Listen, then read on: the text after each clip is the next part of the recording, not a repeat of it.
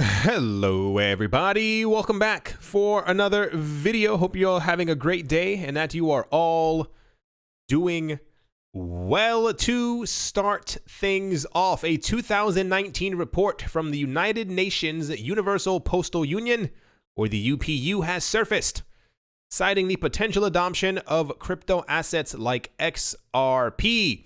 The agency, which coordinates postal policies among member nations, highlights the increasing digitization of postal services around the world and how digital assets can lower costs for consumers. They said, and I do quote, keeping pace with recent innovations, the UPU is examining the role that distributed ledger technology, blockchain, and cryptocurrencies can play in the postal industry, as well as the role of the UPU and its members in enabling efficient delivery of services. We find that there are already some examples of posts around the world leveraging or experimenting with distributed ledger technology to provide financial and logistics services. The report references an internal study showing that 90% of post offices around the world offer some form of financial service, targeting groups that are typically excluded from the formal financial service, and highlights XRP as a cryptocurrency that could power instant and low-cost remittances. They said, and I do quote, with the success and uptake of these products, the Post could explore alternatives such as cryptocurrency-based money transfers. The Post,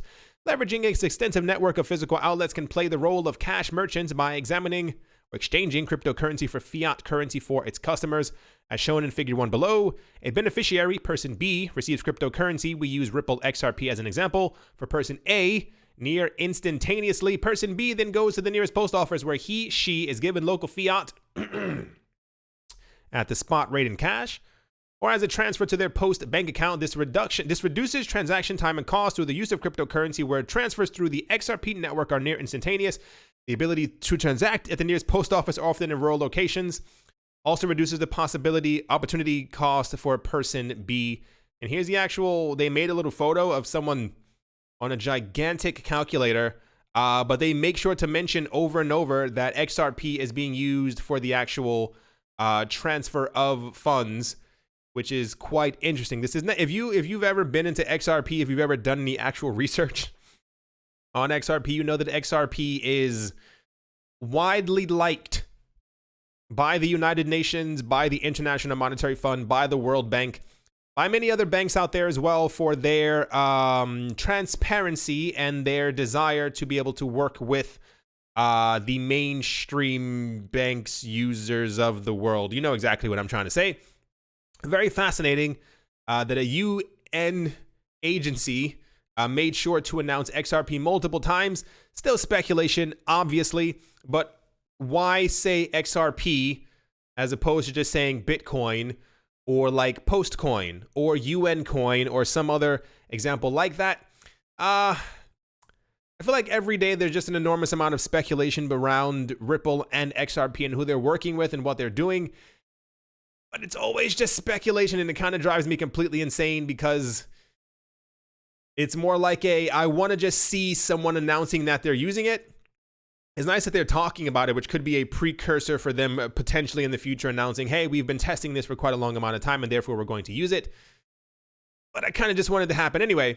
That happened. It's completely insane that and I mentioned this before as well, it's very weird that we've entered a period in time where this is normal, where companies and agencies are constantly just mentioning and talking about using cryptocurrencies or distributed ledger technologies or blockchains as a regular everyday thing, and it's no longer like a negative or even more so like oh no, yeah, we definitely won't be using it, we're definitely so and so, like they're explicitly saying XRP in the actual report.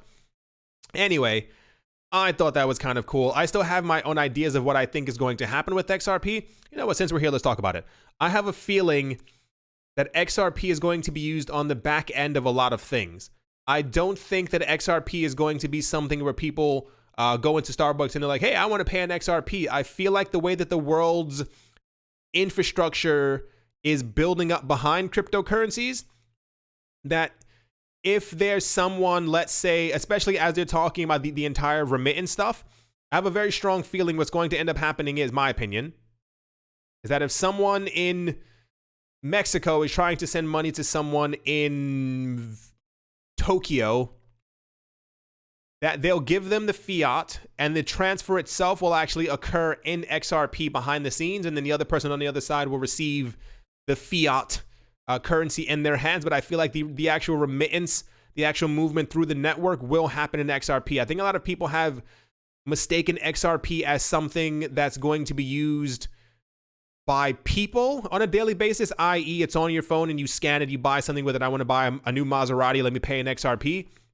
I think XRP is going to be an asset that is going to be used to power the back end of systems where payments are kind of taking place. I don't see XRP being something that the everyday layperson will use without knowing it, if that kind of makes any sense. I.e., I think whenever payments are going to happen behind the scenes, especially with a lot of larger banks, remittances, same exact thing with like payment options and so and so and so, using apps and using blah, blah, blah, using smart contracts, the XRP will be used behind the scenes to send the payments, but it'll still be paid out in the fiat currency, if that kind of makes any sense. This is kind of how I'm viewing it. I don't see XRP as a Bitcoin, or dare I even say as a Litecoin, as far as being able to purchase things with them. But as far as the billions of dollars moving around the world for remittances and payments and all this other stuff that are going to be happening, especially when it comes to government and banking agencies and institutions, I think it's going to be happening in XRP. Anyway, that's just kind of how I feel about the entire thing. And let us move on. Facebook is, of course, in the news because we can't get away from it. Facebook is reportedly already under investigation by the European Union over antitrust issues related to its Libra cryptocurrency project. A document seen by Bloomberg indicates that the European Commission is currently investigating potential anti-competitive behavior by the Libra Association. The report describes the document as a questionnaire, suggesting the Commission is concerned that Facebook's planned digital payment system could unfairly lock out competitors. If Facebook is already planning on locking out countries, nonetheless anything else that could potentially even try to get in the way, the governance structure and membership of the Libra Association is already under scrutiny. A number of major companies, including MasterCard and Visa, have already signed loose agreements to partner with the Libra Association on the project. The European Commission is also concerned that Libra could give rise to potential or possible competition restrictions on the use of information, including user data. It also is looking at the possible integration of apps into Facebook services such as WhatsApp and Messenger that use Libra as well. The questionnaire, or this type of questionnaire, is generally issued early on European Union information gathering inquiries. This was said by Bloomberg. The European Commission is the executive arm of the European Union, which proposes and enforces legislation and implements policies and the budget. Bloomberg said the Commission and Facebook both would not comment on the document. Very fascinating. I think myself, people may disagree. However, I think Facebook is too rich. I think the companies backing Facebook already control everything. We're talking about Visa and MasterCard, if no one else. The banking industry is already behind Libra. I feel like any regulatory issues that Facebook may have are going to be ironed out fairly quickly. I assume that there are already billions of talks happening behind the scenes that we will never be a part of, that pretty much are discussing with regulators and so and so and so that things are under control, that the bank is in control of this. I feel like a lot of the news that we get about Facebook, I don't think it's a farce. I don't think it's a cover over our eyes. I think that there are genuinely people who are very afraid of what Facebook is going to do, not could potentially do. But I feel like a lot of it is kind of overstated. I feel like they already know what's going on. I'm pretty sure behind the scenes people have been discussing this, and this is why I think we haven't seen more backlash, because if it was that serious, if you talk about a website and an app, Messenger, and another app, Instagram, taking over or usurping the US dollar, I think we would have seen people raiding Facebook at this point. And as that has not yet happened, I assume, like I said, a lot of this has been combed over and they know exactly how to play ball and who's playing ball with who. I think this is also, here's the actual article right here from news.bloomberglaw.com. This Facebook's Libra currency gets European Union antitrust scrutiny. I think this has to happen. I think these moments have to make it into the news. I think they have to show everyone that they're discussing it, that they're so and so and so. Imagine a situation where people are actually scratching their heads and like, well, that's weird. The US dollar is going down and no one's really stopping Facebook. I think the public has to be shown that there's a fight happening, even if there is no actual fight. If that kind of makes a lot of sense. I think it would be very weird, even just more so how we've all grown up, if we saw the rise of a new mega currency, a new worldwide currency, and no one fought against it. But if you know how currency wars worked, you would know they usually end up in war. And as we have not seen anyone taking up arms and or waving flags, it's fairly safe to assume, in my opinion, that Libra is probably going to launch. And pretty much this is all kind of a show, if that kind of makes any sense. Because something that could, first of all, the euro's not doing very well. The dollar is being printed in mass as we speak. And the fact that there would be a new currency that is not pegged exclusively to either one of those and would potentially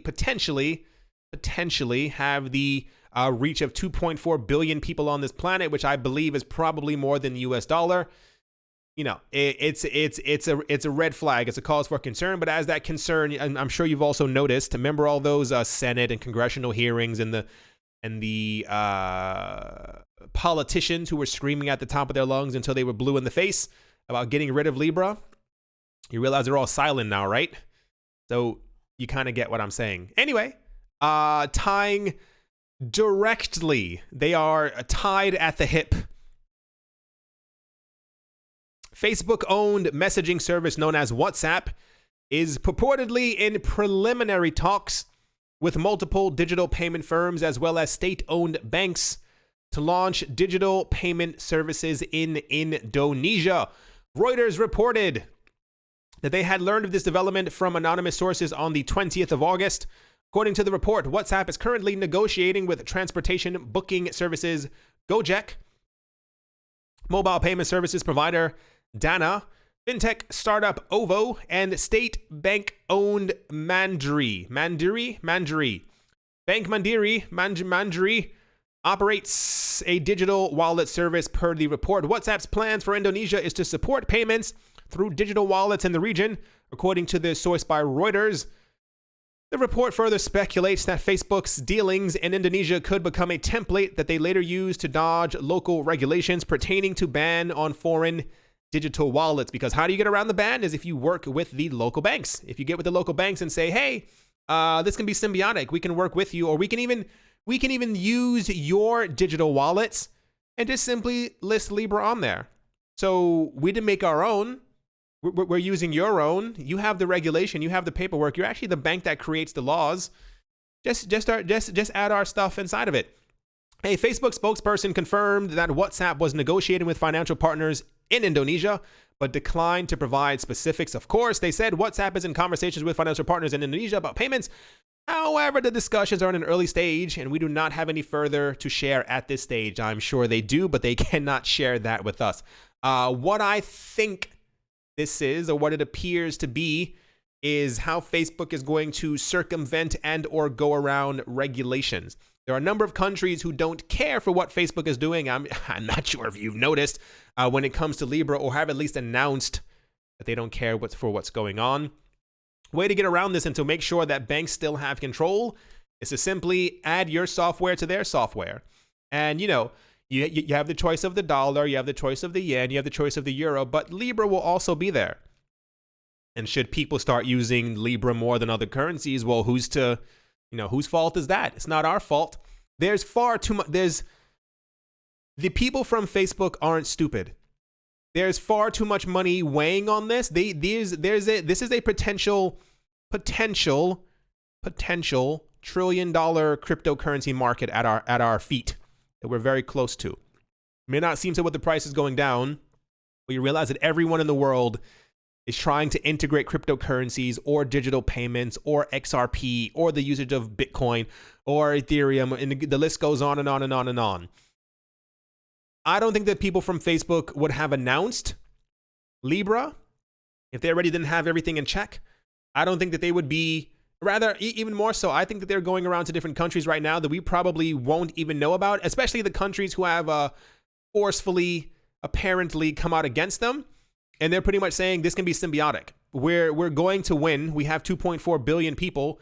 We can make sure that you make your own money on the side, but we're going to be making more than you, and you kind of have to follow suit. I'm sure that this is exactly what's happening. I don't think that you would announce your own world currency and not have it properly planned out.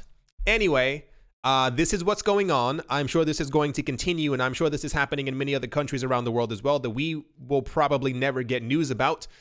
But by the time 2020 rolls around, even the first couple of weeks into it, or even before it, I'm expecting to hear the full list of the 100 companies who are going to be joining Libra, which is, think about that.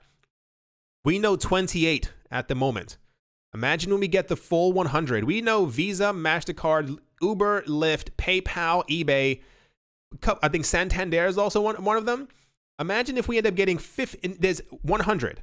Imagine if we end up getting 15 banks, well-known banks, more banks who are going to be adding support for Libra. Imagine if we end up getting Tesla and Microsoft and Apple and other really big names who have payment options and don't want to be left behind, because as large as Apple might be, Apple is usually fairly used a lot within the United States, more so other countries, especially. I think it's also used a lot in China, but this is also swaying as other phones are more powerful and also a lot less expensive than iPhones. So imagine a situation where Apple Pay, this Pay, blah, blah, blah Pay, all become members of Libra as well. I think Coinbase is also a member of Libra. Think of how big this is going to be. Think of how fast this is accelerating right before our very eyes. Anyway, let us move on. Next up, the cryptocurrency exchange known as BitMEX says it is blocking users in Hong Kong, Bermuda, and Seychelles. Its parent company, HDR Global Trading Limited, says the new restrictions are due to regulatory issues in the three regions. They said the cryptocurrency landscape has changed dramatically, and leaders such as BitMEX have been working with regulators to help shape the industry, creating the standards that will help it go mainstream. The increased involvement of regulators with all the major players in the industry is not only to be expected, it is to be welcomed. That is a lie. It is the mission of global regulators to ensure that honest citizens are not being cheated. Regulators bear the burden of ensuring that risks are clearly communicated, products are fair, and taxes are collected. I love when companies release statements like this. I'm pretty sure they're forced. You have to say things like this. You have to say we welcome our overlords because they won't accept anything else. BitMEX already prohibits the use of its exchange in the United States, Quebec, Cuba, Crimea, Iran, Syria, North Korea, and Sudan. Wow. So, I mean, it is what it is. I read an article yesterday where they were discussing the future growth of the cryptocurrency space, world, network, and how so many countries are going to be left behind in the dust, in their eyes, coughing and choking as they desperately try to catch up. I think we're seeing this. Even more so, I think we've already seen this. What's happening with many countries around the world where they are actively trying to make sure, I think what's happening, myself, I think that they're actively trying to, I think that they're working on their own things behind the scenes. I also believe wholeheartedly that cryptocurrency exchanges, especially those who are trying to launch within the United States, are being pushed out. They're being pushed off the edge of the cliff to make way for what the New York Stock Exchange and the NASDAQ and everyone else with a major name is trying to launch within the United States. You can't have too many fish in the pool. You have to make sure that there's enough room for the sharks. There's only going to be about 3 sharks, and this is why I think everything is either being pushed back, companies are leaving, or they're being restricted from doing access within multiple countries, because I'm pretty sure governments know what's coming, and they're trying to make sure that they create their own products for use within their own countries before anything else could launch or get a strong enough hold on these areas. It's very sad There's no longer a free market. That's completely been thrown out of the water. Everyone knows this as well, and is very sad. And you make sure to eviscerate, that's the word I'm going to use, competition immediately, to make sure that they don't have a fair chance at all, because the crypto, think of how different the cryptocurrency landscape would be, especially in the United States, if there was no bit license, if there was like a sandbox, if everyone simply had to, they could do what they wanted, but they just had to go to the local government agency and say, this is what we're doing, this is what we've done, and this is the so-and-so. Cool, fine, amazing. We'd have hundreds of companies who would have blossomed, who would have made new ways to scale these technologies, scale these companies, scale these organizations within a couple of months. I think so, easily.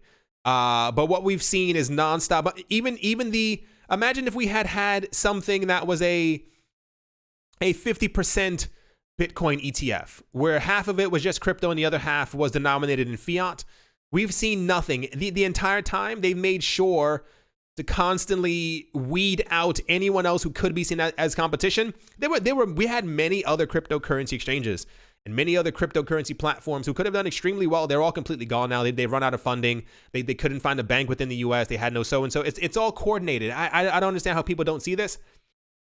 There is no free market except for the free market that exists sometimes within the cryptocurrency space. Governments are actively, especially since we had news, my goodness, since we've had news that the New York Stock Exchange was in this space since at least 4 years, everyone behind the scenes knows what's going on. And it's really sad that companies have to get pushed back or pushed out or restricted from use in multiple countries. How ridiculous is that? Hong Kong, Bermuda, Seychelles, the US, Quebec, Cuba, Crimea, Iran, Syria, North Korea, and Sudan. Why? Why the restrictions? Anyway, let's move on.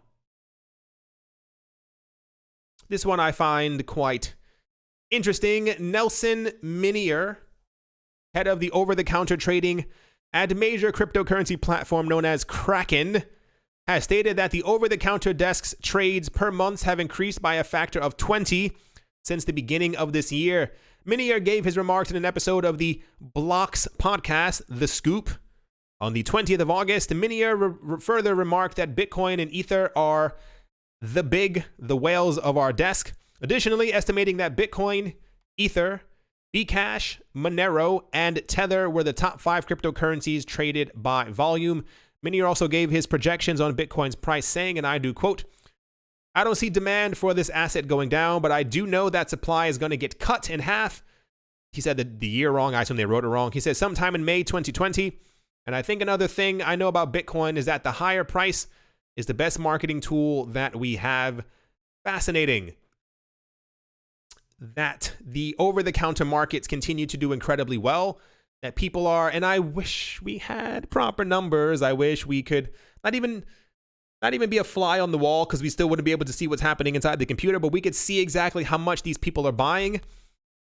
Kraken was a majorer cryptocurrency exchange in 2017. They took a bit of a back seat. Not really. They're just not as far ahead as they were in comparison to Coinbase and Binance right now, but Kraken is still huge. Increasing 2,000% since 2018 is enormous. Prices were going down heavily in 2018, and I am waiting patiently, and that's how I will say this, to see exactly how much of an influence this is all going to have on the price of Bitcoin, because it's fairly obvious at this point that millions, if not low billions of dollars are being bought up in Bitcoin on all of these platforms. Quite fascinating to see. Anyway, to kind of finish things off, for those who do not know, yet another person has revealed themselves to be Satoshi Nakamoto. This, I believe, is the 30th or 40th. That's not an over-exaggeration. That's the actual number. A number of people mentioned to me in the comment section, why did I not talk about the reveal of this new Satoshi Nakamoto? Because it's not important. So I'll talk about it in this way, as far as please, anytime we get news that there's a new Satoshi Nakamoto, stop following them.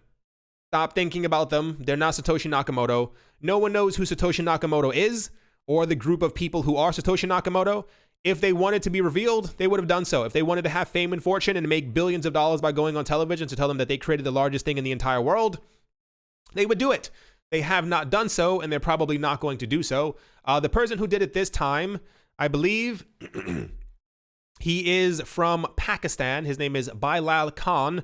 He resides in the United Kingdom and is working for the National Health Service, or I think Healthcare Service, the NHS within the United Kingdom. Apparently, this person says the reason why they have not moved their almost 1 million Bitcoin, which is the estimated amount that Satoshi Nakamoto had mined himself or has control over, or blah, blah, blah, blah, blah, so and so and so, is that he apparently lost the computer. It's lost. It's in a trash dump heap somewhere. It's been destroyed, and therefore no one knows where it is. He also claimed that he got the name Bitcoin from the BCCI bank, and if you stretch out the entire name, the word Bitcoin can be found amongst the letters. Bit of a stretch, bit of a long stretch. I think he says apparently he was a banker. He didn't like the way that things were going. The name of the BCCI bank was tarnished, and therefore he decided to recreate it in this new way known as Bitcoin. Apparently he's into numerology and all this other stuff, but if you know how the world works, people have been obsessed with Satoshi Nakamoto for a very long time, and they've even looked at the way that he spoke. You can still find a lot of his messages and stuff like that on Reddit and a lot of other places when he used to post daily. And they said that this person's speech pattern does not match with Satoshi Nakamoto's, and neither does a whole bunch of other. I can't remember exactly what even the thing was, but I'm certain that a lot of people are going to start following this person the same exact way that they've been following other people. And I'm glad that people thought this as well. A lot of people think that it may have been done as an ICO stunt. It's happened before. It's going to happen again. The higher Bitcoin's price goes, the more attention that Bitcoin gets in the news, the more stuff that we keep hearing about this every single day. Don't be surprised if this person or someone else associated with them, in my opinion, in the next couple of weeks, announces Bitcoin Real, or Bitcoin Satoshi, or Bitcoin New, or the real Bitcoin, something with the Bitcoin name included. People do this for attention. If you are the real Satoshi Nakamoto, who cares at this point? Why are people so obsessed with the identity of this person? I've seen people who told me that it bothers them that they don't know the identity of Satoshi and therefore they don't like Bitcoin. That's cool. You don't have to use it. You don't have to buy it.